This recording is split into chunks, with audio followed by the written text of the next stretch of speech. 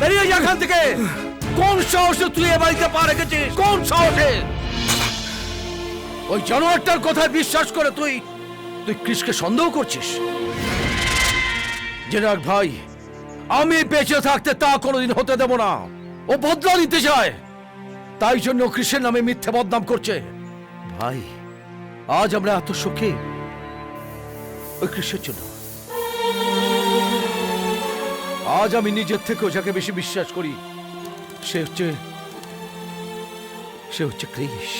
জানো কৃষ, ওরা তোমার সম্বন্ধে কি বলছে? বলছে ওরা নাকি তোমার নিজের বাবা মাই নয়, ওরাই নাকি তোমার আসল বাবা মা। তুমি নাকি সেই ছেলেটা যে মেঘাকে চিট করে পালিয়ে গেছো। তুমি নাকি আমার মেয়ের সঙ্গে অভিনয় করতে এসছো। বলো কৃষ, বলো এসব মিথ্যে।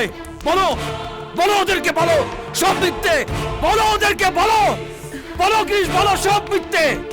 না কাকু, ওরা যা বলছে সব সত্যি।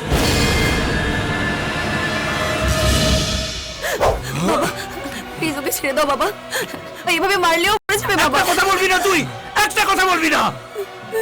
তোর এত বড় সাহস, তুই আমাদের বাড়ির লোকের কাছে মিথ্যে কথা বলেছিস। বাবা তোমার পায়ে পড়ছি বাবা, ওকে মারতে বারণ করো বাবা, প্লিজ বাবা, ওকে মারতে বারণ করো বাবা। ও মরে যাবে বাবা, ওকে মেরো না বাবা, ওকে মেরো তুই না। ভাবলি কি করে আমাদের পরিবারের মান সম্মান নিয়ে খেলা করে ও এখান থেকে বেঁচে ফিরবে? বিশ্বাস করো বাবা, ওর কোনো দোষ নেই। আমি তোমার কাছে হাত জোড় করছি বাবা, ওকে বাঁচাও বাবা।